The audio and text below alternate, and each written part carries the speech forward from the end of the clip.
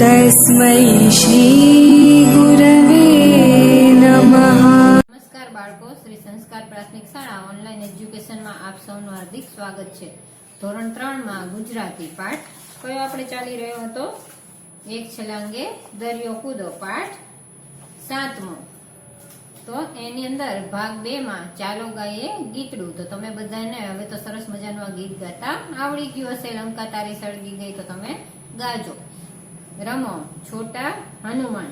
તો અહીંયા બાળ મિત્રો તમે અહીંયા હોત તો તમને અહીંયા રમવાની ખૂબ મજા પડી જાય। તો એની અંદર બધા 5 મિત્રોએ એક સાથે શિક્ષક કહે ત્યારે કૂદકો લગાવવાનો છે, અને સૌથી મોટો જે કૂદકો લગાવે તેને હનુમાન કૂદકો કહેવાય, કારણ કે હનુમાનજીનો કૂદકો કેવો હોય? સૌથી મોટો। તો આવી રમત તમે જ્યારે શાળામાં આવો ત્યારે રમી શકાય, અથવા તો તમે મિત્રો ભેગા થાવ ત્યારે રમી શકાય છે। નીચે બે શબ્દો આપ્યા છે। આ બંને શબ્દ પૈકી એકનો ઉપયોગ કરીને પહેલા એક વાક્ય બનાવો, ત્યારબાદ બંને શબ્દનો ઉપયોગ કરીને એક વાક્ય બનાવો। અહીંયા ઉદાહરણ આપેલું છે, નદી અને ઊંડી, આ 2 શબ્દો આપ્યા છે। તો એમાં શું લખેલું છે? અમે નદીમાં નાહ્યા, એ એક વાક્ય બની ગયું। બીજું વાક્ય શું બનશે? અમે ઊંડી નદીમાં નાહ્યા। તો હવે એના પછી તળાવ અને ઊંડું, આ બંને શબ્દો આપેલા છે। તો ગામને પાદર એક તળાવ છે। હવે બીજું વાક્ય શું બનશે? ગામના પાદરનું તળાવ ખૂબ ઊંડું છે। હવે છે દરિયો અને ઊંડો। તો સોમનાથમાં દરિયો આવેલો છે। તો સોમનાથમાં આવેલો દરિયો ઊંડો છે। પછી છે કૂદકા અને ઊંચા। તો વાંદરાઓ કૂદકા મારતા હતા, વાંદરાઓ ખૂબ ઊંચા કૂદકા મારતા હતા। પછી છે જંગલ અને ગાઢ।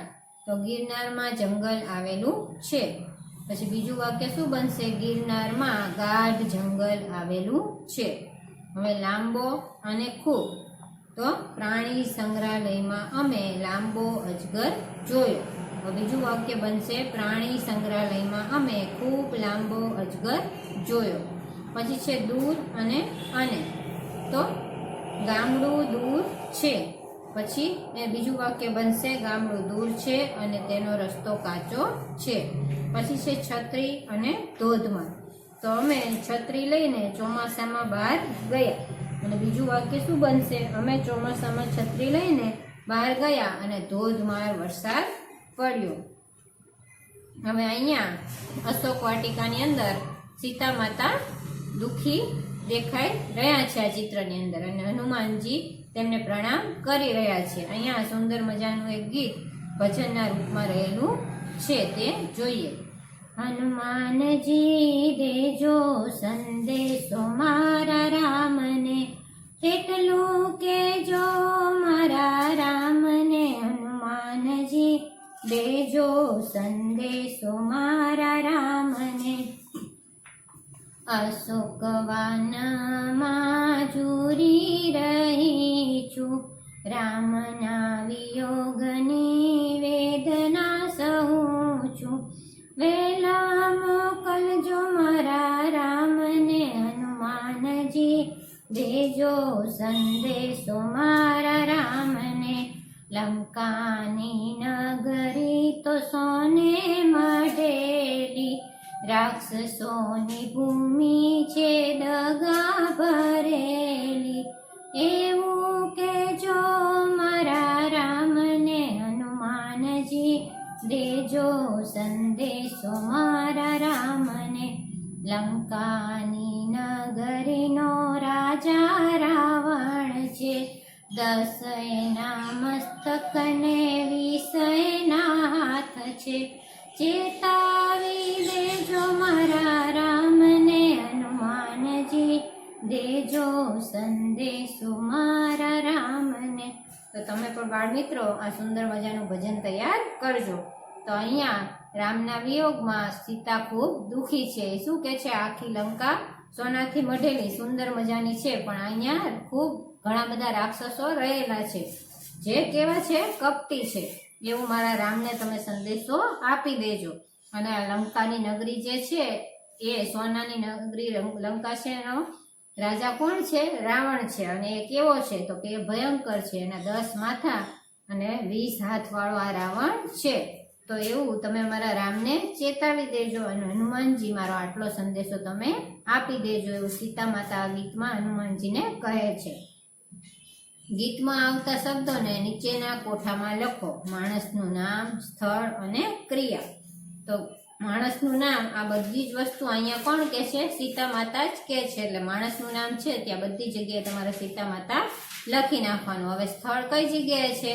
તો સીતા માતા ક્યાં બેઠા છે? એક ઝાડની નીચે, અશોક વાટિકામાં. એટલે અશોક વન તમારે સ્થળમાં ત્રણેય જગ્યાએ લખવાનું. હવે પેલા અંતરાની અંદર સીતા માતા શું કહે છે? તો શું કહે છે? કે રામના વિયોગની વેદના સીતા માતા સહે છે. પછી બીજો સંદેશો શું મોકલે છે? તો કે રામને વહેલા મોકલવાનો સંદેશો મોકલાવે છે સીતા માતા. અને ત્રીજામાં કહે છે કે દગા ભરેલી આ રાક્ષસોની ભૂમિ છે. હવે છે કોષ્ટકની મદદથી નીચેના પ્રશ્નોના જવાબ આપો. તો રામને સંદેશો કોણ આપશે? સીતા માતા કોની હારે વાત કરતા હતા? બધી હનુમાનજી હારે. તો રામને સંદેશો કોણ આપશે? રામને સંદેશો હનુમાનજી આપશે. સીતા ક્યાં છે? તો સીતા અશોક વાટિકામાં, અશોક વનમાં છે. સીતા શું સહન કરી રહ્યા છે? તો સીતા રામના વિયોગમાં વેદના સહન કરી રહ્યા છે. લંકાનો રાજા કોણ છે? તો તમે બધાએ રામાયણ જોઈ જ છે એટલે ખબર જ છે કોણ છે લંકાનો રાજા? લંકાનો રાજા રાવણ છે. રામના વિયોગમાં કોણ દુઃખી છે? તો રામના વિયોગમાં સીતા માતા દુઃખી છે. ગૃહ કાર્ય. તમારા ગામમાં રામ, લક્ષ્મણ, સીતા, હનુમાન વગેરેના ગીતો ગવાતા હશે. તમારા ઘરમાં કે પાડોશમાં રહેતા વડીલો પાસેથી એક ગીતની 5-6 લીટી લખી લો. આ ગીત કે ભજનની વર્ગમાં રજૂઆત કરો. દરેક વિદ્યાર્થી આવું એક ગીત કે ભજન લાવશે, જેથી દરરોજ 4-5 વિદ્યાર્થી પણ રજૂઆત કરી શકે. તો તમે અત્યારે તો ઘરે જ છો, તો બધા જ તમારા વડીલો પાસેથી સીતારામનું એક ગીત શીખજો સુંદર મજાનું. હવે વાંચો, જુઓ. હવે અશોક વનમાંથી હનુમાનજી ક્યાં આવી ગયા છે? રામ ભગવાન પાસે. રામની પાછળ કોણ ઉભેલું છે? લક્ષ્મણ. અને આ બાજુ બીજો એક વાનર ઉભેલો દેખાઈ રહ્યો છે. તો એ શું કહે છે તે આપણે જોઈએ. રામ: કહો હનુમાન, સીતાના કોઈ સમાચાર મળ્યા? હનુમાન: હા પ્રભુ, માતા સીતા લંકાની અશોક વાટિકામાં છે. જો હનુમાનજી સંદેશો લઈને આવી ગયા છે. એટલે એ રામ ભગવાનને શું કહે છે? પ્રભુ કહે છે. અને સીતા માતા ક્યાં છે? તો કે અશોક વાટિકામાં છે. રામ: હા, સીતા જીવે છે. સીતા મજામાં તો છે ને? તો રામ ભગવાન શું કહે છે? કે હવે મને શાંતિ થઈ ગઈ કે સીતા મળી ગયા છે અને તે જીવતા છે, એ મજામાં છે. હનુમાન આંખમાં આંસુ સાથે: પ્રભુ, આપનાથી દૂર રહીને માતા કેવી રીતે મજામાં હોય? શું કહે છે? તમે એમની પાસે નથી એટલે મજામાં નથી. રામ: હા, એ સાચું, પણ કહે તે મારી વીંટી સીતાને આપી હતી, મારો સંદેશો આપ્યો હતો. સીતાએ મારા માટે કોઈ સંદેશો કેવડાવ્યો છે? જો રામ ભગવાન પણ કેટલા બધા આતુર છે અને કેટલા બધા પ્રશ્નો છે, એક સામટા જ હનુમાનજીને પૂછવા લાગે છે કે તે મારી વીંટી આપી દીધી, મારો સંદેશો આપ્યો અને એણે પણ મને કંઈ કહેવડાવ્યું છે? હનુમાન: હા પ્રભુ, એ વીંટીથી તો માતાએ મને ઓળખ્યો અને મારી સાથે વાત કરી. માતાએ કહ્યું છે કે પ્રભુને કહેજો કે ચિંતા ના કર, પણ પ્રભુ સાચું કહું તો મને માતાની ખૂબ ચિંતા થાય છે. કારણ કે હનુમાનજી સીતા માતાને જોઈને આવ્યા છે કે સીતા માતા કેટલા દુઃખી છે, એટલે તેમને સીતા માતાની ખૂબ જ ચિંતા થાય છે. એક વાનર: હનુમાન, તમે છેક ત્યાં જઈને આવ્યા તો પછી માતા સીતાને કેમ લાવ્યા નહીં? શું કહે છે હનુમાનજીને એક વાનર કે તમે તો શક્તિશાળી છો, તમે તો છેક સીતા પાસે ગયા હતા તો એમને કેમ લઈને ન આવ્યા? હનુમાન: મેં માતાને કહ્યું કે હું તમને મારા ખભે બેસાડીને પ્રભુ પાસે લઈ જાઉં, પણ માતાએ ના પાડી. માતાએ કહ્યું કે તું સંદેશવાહક છે, એટલે તારું કામ શું છે? સંદેશો પહોંચાડવાનું જ તે. એટલે માતા હનુમાન સાથે આવવાનું ના પાડે છે. તે તારું કામ પૂર્ણ કર્યું, તું જા, હું તો મારા સ્વામી શ્રીરામની સાથે જ આવીશ. શું કહે છે કે તે મને સંદેશો પહોંચાડી દીધો એટલે તારું કામ અહીંયા પૂરું થયું. હું જ્યારે રામ ભગવાન આવશે ત્યારે જ પાછી આવીશ. સુગ્રીવ: ધન્ય માતા, ધન્ય. પ્રભુ પર આપનો કેવો અટલ ભરોસો. શું કહે છે કે માતા, તમારા જેવા માતાને તો ધન્યવાદ દઈએ એટલા ઓછા છે, તમને પ્રભુ ઉપર કેટલો બધો વિશ્વાસ છે. હનુમાન: પ્રભુ, આપણે હવે બહુ ઝડપથી લંકા જવું જોઈએ. અત્યારે રાવણ અને બીજા રાક્ષસો બહુ ગુસ્સામાં હશે, કદાચ માતાને તકલીફ આપે. હનુમાન ફરીથી રડવા લાગ્યા. તો હનુમાનજી ત્યાંનું વાતાવરણ લંકા નગરીનું જોઈ આવેલા છે. રાવણનો ગુસ્સો પણ તે જાણી ચૂક્યા છે. એટલે રામ ભગવાનને શું કહે છે કે આપણે બને એટલું ઝડપથી લંકા તરફ જવું જોઈએ, અને સીતા માતાને કદાચ વધુ હેરાન કરે તો એવો હનુમાનજીને ડર લાગે છે. એટલે હનુમાનજી રડવા લાગે છે રામ ભગવાન પાસે. રામ: હા હનુમાન, આપણે સૌ બહુ જલ્દી લંકા પહોંચીશું. તું સીતાની ચિંતા છોડી દે. આવા 1000 રાવણ આવે કે લાખો રાક્ષસો આવે, સીતાનો વાળ પણ વાંકો નહીં કરી શકે. રામ ભગવાન હનુમાનજીને આશ્વાસન આપતા કહે છે કે તું દુઃખી થઈશ નહીં, અને સીતાની હવે ચિંતા પણ ન કર. હવે આપણે વહેલા લંકા જઈ અને સીતાને પાછી લઈ આવીશું. ચાલો ગાઈએ ગીતડું. વળી પાછું આવ્યું ગીતડું, જે તમે ઘરે ગાજો. લંકા તારી સળગી ગઈ. નીચે આપેલા વાક્યો ધ્યાનથી વાંચો. આ વાક્યના આધારે શું કહી શકાય તે જણાવો. આ માટે 4-5 મિત્રો જૂથમાં ચર્ચા કરો અને સાચા જવાબ શોધો. ઉદાહરણ: એ વીંટીથી તો માતાએ મને ઓળખ્યો. તો જો અહીંયા આપેલું છે, હનુમાને વીંટી બતાવી એટલે સીતાજીએ તેમને ઓળખ્યા. તો એ વાક્ય સાચું છે. તો એમ અહીંયા પહેલું વાક્ય આપેલું છે, પ્રભુ આપનાથી દૂર રહીને માતાજી કેવી રીતે મજામાં હોય. તો એમાં અમાં આપેલું છે સીતા દુઃખી છે, બમાં આપેલું છે રામ દુઃખી છે, અને કમાં રામ અને સીતા બંને દુઃખી છે. તો આમાં શું આવશે? સૌથી પહેલું વાક્ય આવશે, સીતા દુઃખી છે. બીજું છે, માતાને પ્રભુ પર કેવો અડગ ભરોસો. તો એનો જવાબ આવશે અ, સીતાને રામ પર ડગે નહીં તેવો વિશ્વાસ છે. ત્રીજું, 1000 રાવણ કે લાખો રાક્ષસો આવશે તો પણ સીતાનો વાળ વાંકો નહીં કરી શકે. તો એનો જવાબ બ આવશે, સીતા પોતે એટલા શક્તિશાળી છે કે કોઈ એમને નુકસાન કરી શકે નહીં. ચોથું, સાહેબ ગીત ગાય એટલે બધું કામ પડતું મૂકીને એમને જ સાંભળતા રહીએ. તો એનો જવાબ આવશે અ, સાહેબ બહુ સરસ ગાય છે એટલે સાંભળવાની બહુ મજા આવે છે. પછી પાંચમું, રોહન દોડે તો સસલાને પણ પાછળ પાડી દે. તો એનો જવાબ ક આવશે, રોહન સસલા કરતાં પણ વધુ ઝડપથી દોડી શકે છે, કારણ કે તો જ સસલું પાછળ રહી જાય ને. હવે છે જૂથમાં કામ કરો. વાર્તાના ચિત્રો ધ્યાનથી જુઓ. તમને ચિત્રમાં શું શું દેખાય છે તેની ચર્ચા તમારા મિત્ર સાથે કરો. ચર્ચા કર્યા બાદ મિત્ર સાથે મળીને આ ચિત્રો વિશે 3 વાક્યનો ફકરો લખો.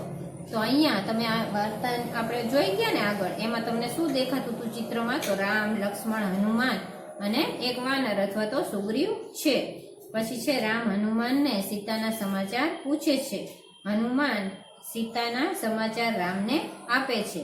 હનુમાન કહે છે કે રામની વીંટીથી સીતા માતા તેમને ઓળખી ગયા અને રામના વિયોગમાં સીતા માતા ખૂબ જ દુઃખી છે. તો આવા સુંદર અક્ષરે તમે પણ આવો ફકરો લખવાનો પ્રયાસ કરજો. અગાઉ રમ્યા હતા તે રમત બીજી રીતે રમીએ. તો એ તો તમે અહીંયા આવો ત્યારે આપણને રમવાની મજા પડશે. આ વાર્તા તમારા ઘરના વડીલોને મોટેથી વાંચી સંભળાવો. તેમની પાસેથી રામાયણની બીજી વાતો જાણો. તો તમે જરૂરથી આ વાર્તા, હવે તો તમને વાંચતા તો સરસ આવડે જ છે, તો ચોપડી ખોલી અને મોટા અવાજે બધા જ વાલીઓ જ્યારે બેઠા હોય ત્યારે વાર્તા સંભળાવજો. અને રામાયણનો એક એક પ્રસંગ કહેવાનું બધા વાલીને કહેજો. તમે જ્યારે શાળાએ આવશો ત્યારે તમારી પાસેથી જુદા જુદા પ્રસંગો હું સાંભળીશ. કૌંસમાંના શબ્દો ઉમેરી વાક્ય ફરીથી લખો.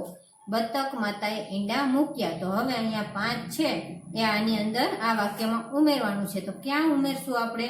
તો બતક માતાએ 5 ઈંડા મૂક્યા. ઈંડામાંથી રંગનું બચ્ચું નીકળ્યું. તો રાખોડી અને મોટું. તો શું લખશું? ઈંડામાંથી રાખોડી રંગનું મોટું બચ્ચું નીકળ્યું. પછી છે ત્રીજું, ભાઈ બહેને બતક સાથે રમવાનું બંધ કર્યું. તો ચારેય અને કદરૂપા. તો ક્યાં લખશું આપણે આ બંને શબ્દો? તો ચારેય ભાઈ બહેને કદરૂપા બતક સાથે રમવાનું બંધ કર્યું. હવે ચોથું, વાવાઝોડાથી બચવા બતકડું જગ્યા શોધવા લાગ્યું. તો આ સલામત શબ્દને આપણે આ વાક્યની અંદર ઉમેરવાનો છે. તો વાવાઝોડાથી બચવા બતકડું સલામત જગ્યા શોધવા લાગ્યું. પછી છે પાંચમું, પછી બતકડું સરોવર પાસે પહોંચ્યું. થોડા, સુંદર અને કદરૂપું. તો શું આવશે? થોડા દિવસ પછી કદરૂપું બતકડું એક સુંદર સરોવર પાસે પહોંચ્યું. હવે કૌંસમાંના કોઈ એક શબ્દનો ઉપયોગ કરી વાક્ય જોડો. જો અહીંયા તમને 2, 3 અથવા એનાથી પણ વધારે શબ્દો આપેલા છે, એમાંથી કોઈ એક શબ્દનો આપણે ઉપયોગ કરી અને વાક્ય જોડવાનું છે. તો વાનર શેના એક ડાળથી બીજી ડાળે કૂદે, વાનર શેના ફળ ખાય. તો શું આવશે? વાનર શેના એક ડાળથી બીજી ડાળે કૂદે અને વાનર શેના ફળ ખાય. હવે છે મારાથી હવે નહીં દોડાય, હું થાકી ગઈ છું. તો શું આવશે એમાં? મારાથી હવે નહીં દોડાય કારણ કે હું થાકી ગઈ છું. જગ્ગુની પકડ છૂટી ગઈ, બધા વાંદરા પાણીમાં જઈને પડ્યા. તો જગ્ગુની પકડ છૂટી ગઈ તેથી બધા વાંદરા પાણીમાં જઈને પડ્યા. હંસને ત્રાસકો પડ્યો, હવે કાચબો મરી જશે. તો હંસને ત્રાસકો પડ્યો કે હવે કાચબો મરી જશે. કાચબાભાઈ તો છેક ઊંચેથી પડ્યા, મરી ગયા નહીં, તેમણે પેરાસૂટ પહેરેલું. તો અહીંયા શું આવશે? કાચબાભાઈ તો છેક ઊંચેથી પડ્યા છતાં મરી ગયા નહીં કારણ કે તેમણે પેરાસૂટ પહેરેલું હતું. હવે છે મોટેથી ગાવો. પૂંછડી હોય તો ડાયો થવ, નહીતર હું રઘવાયો થાવ. પાંખ નહીં પણ આભે ઉડું, કહેશો તમે હું કોણ છું? તો આ કોણ થાય? અત્યારે ઉત્તરાયણ આવે જ છે, તો આ કોણ હશે? તો પતંગ. હવે છે હસો. વંદના. આખા દિવસનું સૌથી અઘરું કામ મારે બ્રશ પહેલા જ કરવું પડે છે. મેઘા કહે એવું તે કયું કામ? વંદના કહે સવારે ઊંઘમાંથી જાગવું પડે છે. તો તમને પણ સવારમાં મમ્મી ઉઠાડે તો ગમતું નથી ને, એમાંય આવી શિયાળાની ઠંડીમાં. તો અહીંયા આ વંદનાને પણ એ કામ ખૂબ અઘરું લાગે છે. તો આવા ઉખાણા અને જોક્સ તમે પણ સરસ તૈયાર કરી અને પ્રાર્થના સભામાં શાળાએ આવો ત્યારે રજૂ કરજો.